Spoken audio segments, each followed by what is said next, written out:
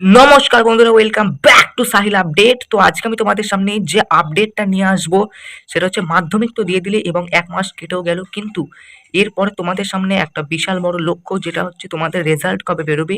এবং তোমাদের মনে অনেকেই প্রশ্ন থাকে যে পাস কতজন হচ্ছে, ফেলের সংখ্যা কত, কোন বিষয় বেশি পাস হচ্ছে, কোন বিষয় কম ফেল হচ্ছে, কোন বিষয় সব থেকে বেশি ফেল হচ্ছে। সব ধরনের রেজাল্ট আপডেট এবং পাস ফেলের বিষয় সমস্ত রকম যে আপডেটগুলো এখন আসছে, সেই আপডেটগুলো তোমাদের সামনে আজকে আমি তুলে ধরবো। তো কথা না বাড়িয়ে তোমরা ভিডিওটাকে প্রথম থেকে শেষ পর্যন্ত দেখো, এবং যারা চিন্তা করছো তারা কিন্তু আজকে চিন্তা দূর হয়ে যাবে এই ভিডিও দেখার পর।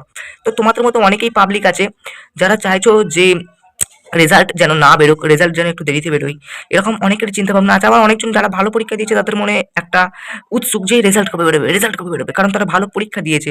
তো এরকম দু ধরনের পাবলিক কিন্তু আছে। কিন্তু তোমাদের কথা না শুনে তোমাদের রেজাল্ট কিন্তু খুব তাড়াতাড়ি বেরোতে চলেছে।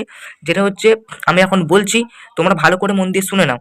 কারণ রেজাল্ট তোমাদের যেটা নিয়ম অনুসারে তোমাদের যেদিন পরীক্ষা শুরু হয় তার ঠিক ৩ মাস পর তোমাদের কিন্তু রেজাল্ট দেওয়া হয়। ঠিক আছে, ভালো করে কথাগুলো শুনবে। রেজাল্ট কবে বেরোবে সেটা জানা কিন্তু খুবই জরুরি। তোমাদের অনেকেই তোমাদেরকে ভয় খাইয়ে দেয় যে এই এপ্রিল মাসেই রেজাল্ট বেরোবে, এপ্রিল মাসেই রেজাল্ট বেরোবে। কিন্তু অ্যাকচুয়ালি কি এপ্রিল মাসে রেজাল্ট বেরোবে সেটাই কিন্তু বলবো। তোমাদের পরীক্ষা স্টার্ট হয়েছিল কখন? না, ২রা ফেব্রুয়ারি। ২রা ফেব্রুয়ারি তোমাদের কিন্তু পরীক্ষা স্টার্ট হয়েছিল। 2nd ফেব্রুয়ারি, ঠিক আছে, 2nd ফেব্রুয়ারি তোমাদের পরীক্ষা স্টার্ট হয়েছিল।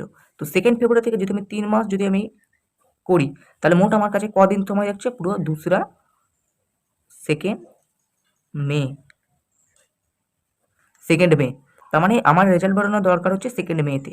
কিন্তু একটা প্রবলেম আছে এর সামনে। প্রবলেমটা হচ্ছে তোমাদের এপ্রিল মাসে কি হচ্ছে, এপ্রিল মাসে আমাদের কিন্তু লোকসভা ভোট আছে। তো এই লোকসভা ভোট থাকার কারণে কিন্তু তোমাদের রেজাল্ট বেরোতে কিন্তু ব্যাঘাত ঘটবে।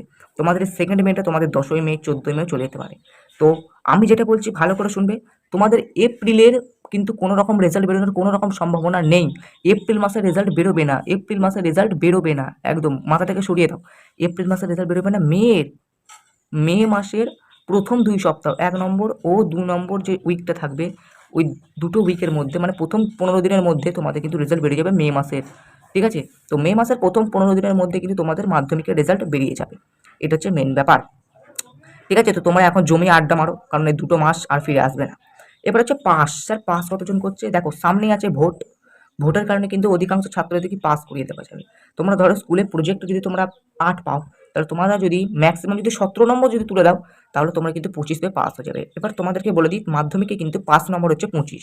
মাধ্যমিকে পাস নম্বর হচ্ছে 25। 25 পেলেই তোমরা কিন্তু পাস। কিন্তু হ্যাঁ, এটা প্রত্যেকটা সাবজেক্টে কিন্তু 25 পেতে হবে। তুমি ধরো প্রত্যেকটা সাবজেক্টে ১০০, ১০০, ১০০, ১০০ করে পেলে। কিন্তু দেখা গেল অঙ্কটা তুমি পেয়ে গেলে কত? 15 পেয়ে গেলে। তাহলে কিন্তু তুমি ফেল। ঠিক আছে? সেই জন্য তোমাকে কিন্তু প্রত্যেকটা বিষয়ে 25, 25 করে পাওয়াটা কিন্তু বাধ্যতামূলক। প্রত্যেকটা সাবজেক্টে 25 পেলে তুমি কিন্তু পাস। কোনো একটা সাবজেক্টে যদি 25 এর কম পেয়ে যাও, তাহলে কিন্তু তুমি ফেল হিসেবে তোমাকে গণ্য করা হবে। ঠিক আছে? তো স্যার এবারে পাস কতজন করছে? দেখো, অধিকাংশ ছাত্রকেই কিন্তু পাস করিয়ে দেওয়া হবে। কারণ ধরো তুমি লিখে এসেছো, তুমি ম্যাক্সিমাম তোমার নম্বর উঠেছে ধরো তোমার 15, আমি ম্যাক্সিমাম ধরছি। তোমাকে স্কুল থেকে প্রজেক্টে দিল 8, মোট কত হচ্ছে তোমার 23। এবারে এই 23 পেলে তুমি কিন্তু পাস হবে না। তো তখন তোমাকে কি করবে? স্কুল থেকে কি করাবে না, স্কুল থেকে না, বোর্ডের তরফ থেকে তোমাকে কিন্তু 2 নম্বর ফ্রিতে দিয়ে দেওয়া হবে, যেটাকে বলা হয় গ্রেস মার্ক। যেটা আমার থাম্বনেলেও আছে, গ্রেস মার্ক। এই গ্রেস মার্কটা কিন্তু এবারে দেওয়া হচ্ছে কারণ ছাত্রদেরা যেন পাস করে যায়। তোমাদের চিন্তাভাবনা, তোমাদের উপরই কিন্তু ভরসা করে পর্ষদ কিন্তু ঘোষণাটা করেছে। কারণ ২-৩ নাম্বার যদি তোমার কম হয়েও থাকে, তাহলে কিন্তু গ্রেস মার্কটা তোমাকে দিয়ে দেওয়া হবে। তাই টেনশন করো না। যারা ভাবছো আমি ২২-২৩ ২-৩ নাম্বারের জন্য আমি ফেল করে যাবো, তারা কিন্তু চিন্তা করো না, তারা কিন্তু পাস করে যাবে। এবার তোমাদের সামনে একটা দুঃসংবাদ আমি বলে দিচ্ছি, সেটা হচ্ছে ফেল। তোমাদের কিন্তু পাস যতজন করছে সেরকম অনুযায়ী কিন্তু ফেলেরও সংখ্যা কিন্তু বাড়ছে। এর প্রধান কারণ হচ্ছে প্রজেক্ট। এর প্রধান কারণ কি? প্রজেক্ট। তোমাদের মধ্যে অনেকেই আছে যারা প্রজেক্ট জমা দাওনি স্কুলে, তারা কিন্তু খুব বিপদে পড়লে।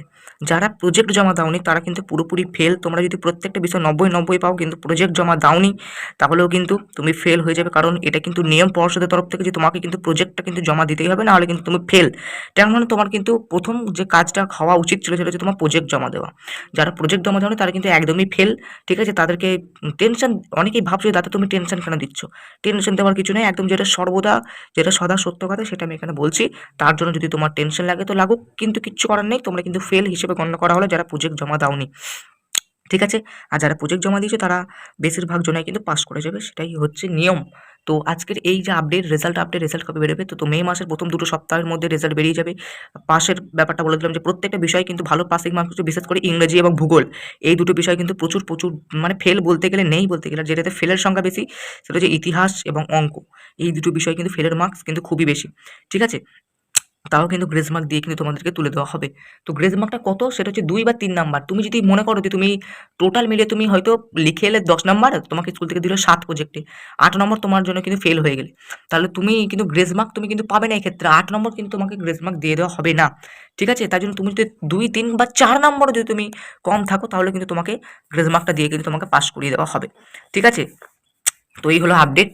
এর পরের ভিডিওতে তোমাদেরকে বলবো যে মাধ্যমিকের পর কী বিষয় নিয়ে পড়লে তোমরা সাকসেস পাবে এবং পরবর্তীকালে তোমরা কী পথে চলবে সেসব ভিডিওগুলো করব। তার জন্য চ্যানেলটাকে সাবস্ক্রাইব করো এবং আমাদের পাশে থাকো। চলো আজকের মতো এই পর্যন্তই, এবং এই আপডেটটাকে তোমাদের যেন বন্ধুদের উপকার হয় তার জন্য প্লিজ আমার একটা রিকোয়েস্ট তো মানো, শেয়ার করো তোমার বন্ধুদের মধ্যে। চলো take care and good bye.